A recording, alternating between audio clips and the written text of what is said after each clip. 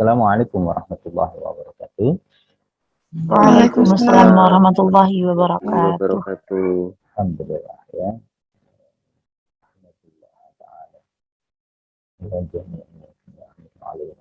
Wassalatu wassalamu ala sayyidina habibina Muhammadin sallallahu alaihi wasallam wa rahmatan lil alamin. Kita patut ya bersyukur selalu dalam setiap kesempatan, baik perkuliahan, majelis ta'lim, kegiatan, aktivitas, daily activity di tengah masyarakat, ataupun lalu juga menjalankan segala aktivitas kita sehari-hari, karena itu bagian dari ibadah.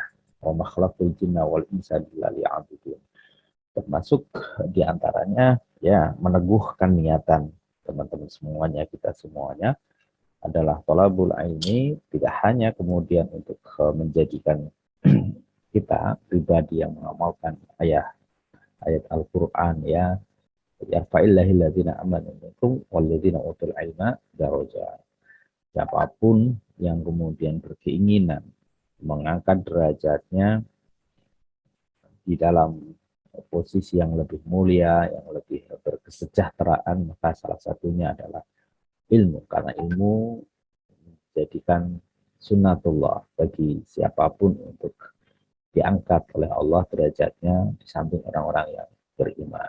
Ya, itu pertama. Lalu yang kedua juga teman-teman sekalian, barangkali juga tidak ada seorang yang di dalam kehidupan ini tidak ingin hidup yang bahagia. Sa'idah fid-dharain, kebahagiaan di dua kehidupan itu menjadi satu hope ya, harapan setiap orang. Maka Allah pun mewujudkan kebahagiaan itu melalui berbagai sunatullah, di antara pirantinya adalah membangun disiplin di dalam tatanan kita menjalani kehidupan, dari mulai berjamaah sholat sebagai seorang muslim ya, dari mulai mandi di pagi hari, berolahraga, sarapan, dan segala aktivitas itu. Bila mana seorang itu disiplin, dia rajin, biasanya akan mewujud outputnya adalah kesuksesan yang lebih dibandingkan yang lain. Nah, di sisi itulah kenapa kemudian teman-teman sekalian, kuliah itu diantaranya adalah membangun disiplin. Nah, bagaimana dengan termasuk perilaku keseharian masyarakat? Dari dulu hingga sekarang, bawaan manusia itu senantiasa ingin marah pada hal-hal yang tidak baik. Di antaranya, selain yang baik, ya. Qala rabbuka lil malaikati inni ja'ilun fil ardi khalifah qalu ataj'alu man yufsidu fiha wa yasfiku dimaa. Jadi bawaan manusia dari awal itu ya potensinya menumpahkan darah, suka bertikai, tengkar, tarung dan sebagainya. Karena Islam hadir dengan segala tatanan. Di antaranya adalah termasuk lembaga Qadi ini yang pagi ini kita akan bahas, termasuk kewenangan dan sebagainya ya. Dan karena itu terima kasih sekali ya kelompok dari Mbak Sukna, dan ada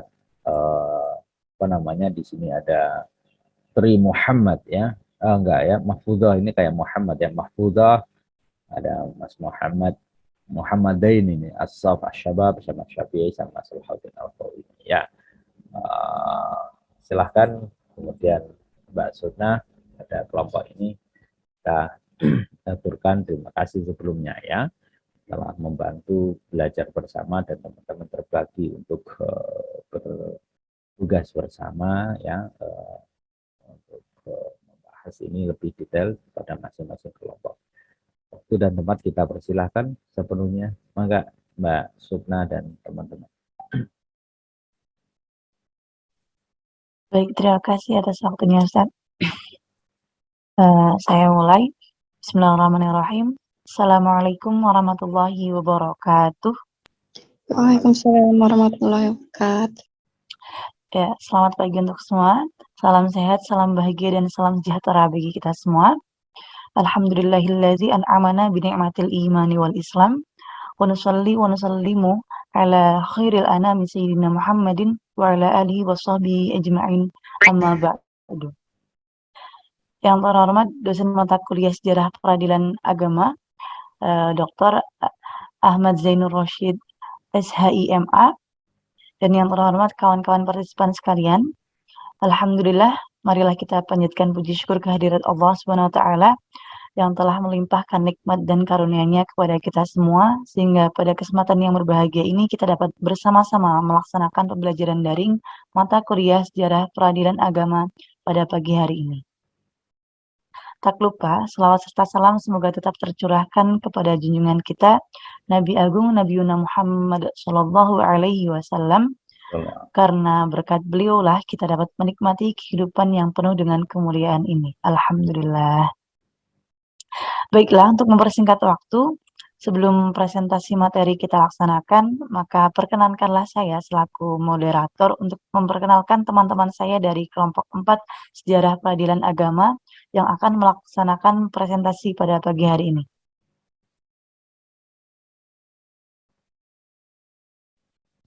Yang pertama yaitu ada Mahfudzoh Marsus Ridho selaku presentator. Yang kedua ada Muhammad Ashraf Ashhab selaku presentator. Lalu ada Muhammad Sofi'i selaku presentator. Dan selanjutnya ada Salahuddin Al-Qawimi selaku penarik konklusi. Dan yang terakhir yaitu saya sendiri, Sukna Fiddini, selaku moderator. Dan selanjutnya saya akan membacakan rangkaian acara presentasi pada pagi hari ini. Yang pertama yaitu pembukaan, yang kedua presentasi, yang ketiga sesi tanya jawab, yang keempat konklusi, dan yang terakhir penutup. Yang pertama, marilah kita buka presentasi pada pagi hari ini dengan bacaan basmalah.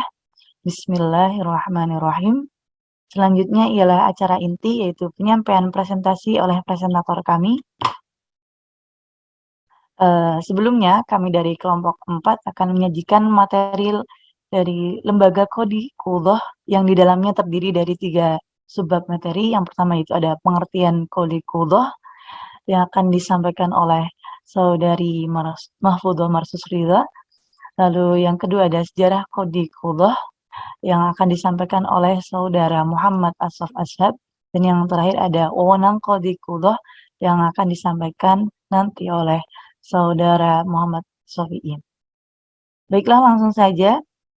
Materi yang pertama akan disampaikan oleh Saudari Mahfudzoh Marsus Ridho selaku presentator pertama yang akan menyampaikan materi pengertian Qadhi Al-Qudhoh. Kepadanya waktu dan layar saya persilahkan. Terima kasih moderator atas waktunya. Baik, yang pertama saya akan membahas tentang pengertian Qadhi Qudhoh. Etimologi yaitu hakimnya para hakim. Dan secara terminologi atau menurut istilah, Qadhi Al-Qudhoh bisa sebagai hakim Mahkamah Agung dan juga dapat disamakan dengan ketua Mahkamah Agung. Qadhi Al-Qudhoh diangkat oleh khalifah dan kepadanya diserahi urusan peradilan dan diberi hak untuk mengangkat pejabat-pejabat peradilan bagi yang dipandang mampu, baik jauh dari pusat pemerintahan maupun yang dekat.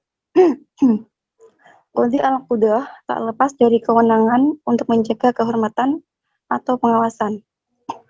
Para hakim Qadhi Al-Qudhoh juga bisa disepadankan dengan komisi yudisial, meskipun secara politis Qadhi Al-Qudhoh diangkat dan kedudukannya berada di bawah sultan.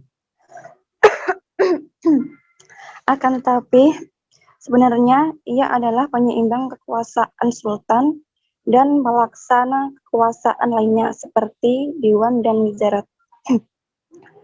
Mengingat sultan sebagai pemegang kekuasaan tertinggi, tidak mungkin melaksanakan seluruh kekuasaan negara. Karena itu, beberapa kekuasaan eksekutif kemudian didelegasikan kepada pelaksana kekuasaan lainnya. Imam Al-Mawardi dalam bukunya Al-Ahkam As-Sultaniyah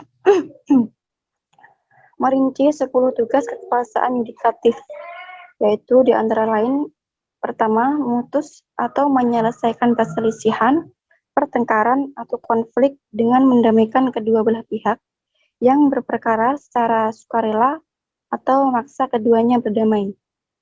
Yang kedua, membebaskan yang tidak bersalah dari sanksi dan hukuman serta memberikan sanksi kepada yang salah. Yang ketiga, menetapkan penguasaan harta benda orang yang tidak bisa menguasainya sendiri karena alasan gila, masih kanak-kanak maupun idiot. Kemudian yang keempat, dengan menjaga, mengembangkan, dan menahannya, serta mengalokasikannya ke posnya atau pemanfaat.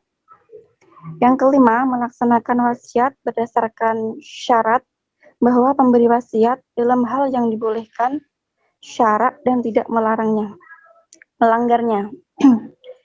Yang keenam, menikahkan gadis-gadis dengan orang-orang yang sekufu atau selevel jika mereka tidak mempunyai wali dan sudah masuk usia menikah. Yang ketujuh, melaksanakan hudud kepada orang yang berhak menerimanya. Jika menyangkut hak Allah Subhanahu wa Ta'ala, ia melaksanakannya tanpa penggugat sebab telah terbukti atas pengakuan dan barang bukti.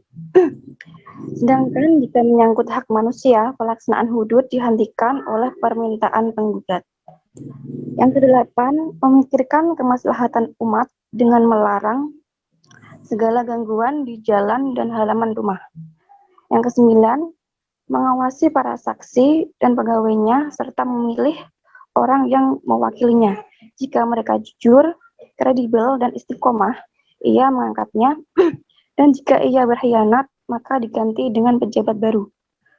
Kemudian yang terakhir, ke-10, menegakkan kesamaan di depan hukum antara yang kuat dan yang lemah, dan menegakkan keadilan dalam peradilan, baik bagi orang bangsawan maupun rakyat biasa. Terima kasih. Saya kembalikan kepada moderator. Baik, terima kasih atas pemaparannya. Selanjutnya kita beranjak ke presentator kedua, yaitu Muhammad Ashraf Ashab, yang akan menyampaikan subbab materi sejarah terbentuknya Qadhi Qudah. Kepadanya, waktu dan layar saya persilahkan. Terima kasih atas waktunya. Di sini saya akan melanjutkan pemaparan tentang sejarah Qadhi Qudah. Sejarah serta latar belakang sejarah Qadhi Qudah ketika zaman Nabi Muhammad SAW dan khulafa dan para qadhi diangkat oleh khalifah atau pejabat daerah atas penyerahan wewenang dari khalifah. Para qadhi berdiri sendiri, tidak ada hubungan administratif antara satu qadhi dengan yang lain, dan tidak ada keistimewaan seorang hakim melebihi yang lain di hadapan kepala negara, baik hakim daerah maupun hakim yang berkedudukan di ibu kota. Hal ini terus berlangsung dimulai dari masa Nabi hingga akhirnya sampai kepada masa pemerintahan Bani Umayyah. Khalifah mengangkat qadhi untuk bertugas di ibu kota pemerintahan, sedangkan qadhi-qadhi yang bertugas di daerah pengangkatannya diserahkan pada penguasa-penguasa daerah. Namun demikian, kedudukan hakim ibu kota dan hakim daerah sederajat. Pada masa ini belum ada tingkatan lembaga peradilan atau belum ada Qadhi al-Qudah. Maka masing-masing hakim berdiri sendiri atau sama lain tidak mempunyai hak untuk mengatur, mengawasi, dan memberikan perintah kepada yang lainnya. Namun secara hierarkis, mereka berada di bawah kekuasaan khalifah dan wakil-wakilnya. Lembaga peradilan pada masa Bani Umayyah bersifat independen. Para penguasa tidak mencampuri urusan peradilan dan peradilan pun bebas memutuskan secara adil-adilnya. Khalifah hanya mengawasi keputusan mereka yang mereka keluarkan. Lalu pada masa pemerintahan Khalifah Bani Abbasiyah, khususnya ketika dipimpin oleh Harun al-Rasyid, dia mengangkat seorang yang dianggap cekap dan diserahkan pada urusan peradilan, dan dialah wakil kepala negara untuk mengangkat hakim-hakim di daerah. Di masa inilah timbul satu jabatan tersebut, yaitu Qadhi al-Qudah, atau disebut juga serta setara dengan Ketua Mahkamah Agung. Mereka diangkat oleh khalifah dan diberikan kekuasaan untuk mengurus peradilan. Orang yang pertama kali menjabat sebagai Qadhi Al-Qudah adalah Abu Yusuf, dan beliaulah yang pertama kali menentukan pakaian toga hakim. Abu Yusuf ialah seorang murid Imam Abu Hanifah yang berperan dalam menyusun usul fikih secara mazhab Hanafiyah dan sangat berperan menyebarkan ilmu Abu Hanifah ke segenap daerah Islam. Sebelumnya, pada masa Abu Hanifah diminta menjadi hakim, Abu Yusuf bermusyawarah dengan murid-murid Abu Hanifah yang lain. Abu Yusuf dan teman-temannya menganjurkan supaya gurunya, yaitu Imam Abu Hanifah, menerima jabatan itu. Tetapi Abu Hanifah menolak. Sesudah Abu Hanifah meninggal, barulah Abu Yusuf menerima jabatan hakim.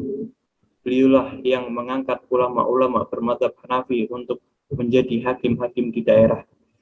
Hal ini pula yang menjadi faktor meluasnya penganut mazhab Hanafi di negara-negara Islam. Pada masa pemerintahan Khalifah Bani Abbasiyah yang kedua, tahun 232 Hijriah atau 847 Masehi sampai tahun 334 Hijriah atau 945 Masehi, organisasi peradilan khususnya Qadhi Al-Qudah mengalami perubahan. Qadhi Al-Qudah tidak hanya di pusat pemerintahan Baghdad, tapi juga diperluas di daerah-daerah lain. Terima kasih. Saya kembalikan kepada moderator. Baik, terima kasih atas pemaparannya. Selanjutnya, kita beranjak ke presentator ketiga yang akan disampaikan oleh Saudara Muhammad Shafi'i yang akan mempresentasikan materi wewenang Qadhi Al-Qudah. Kepadanya waktu dan layar saya persilahkan. Oke, terima kasih atas waktunya. Wewenang Qadhi Al-Qudah.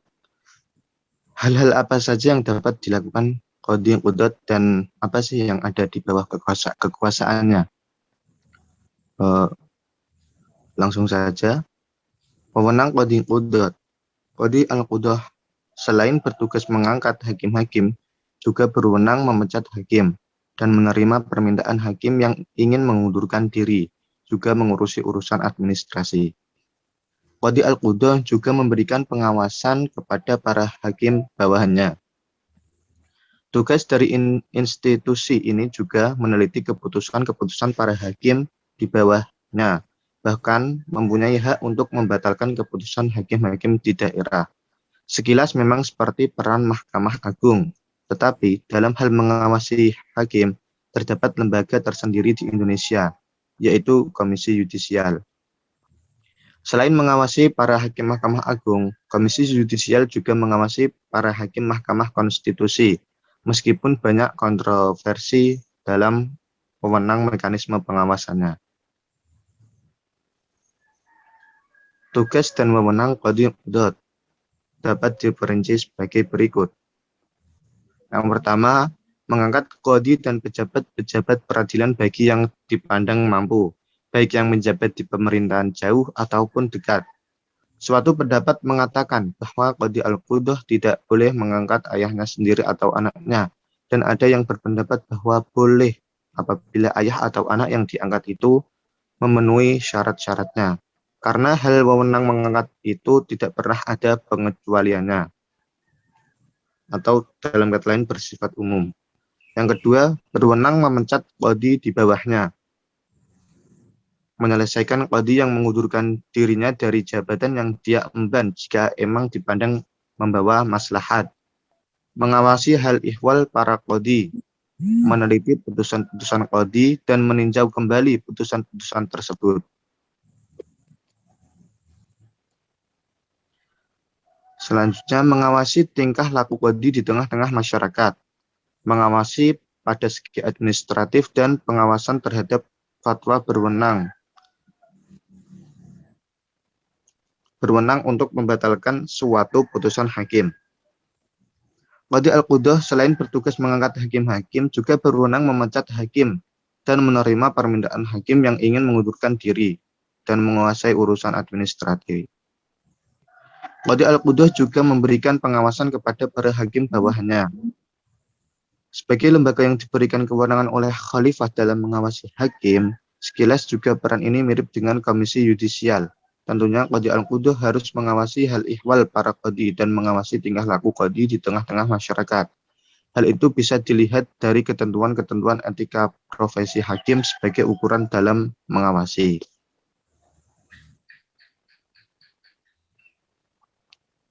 Oke, saya kembalikan kepada moderator. Baik, terima kasih atas pemaparannya. Baiklah, setelah usai sudah presentasi dari ketiga presentator kami, maka selanjutnya akan dibuka sesi tanya jawab untuk materi yang telah kami sampaikan. Jika ada yang kurang paham atau yang ingin ditanyakan, dapat disampaikan secara lisan dengan on mic maupun tulisan via chat room. Silakan jika ada yang ingin ditanyakan.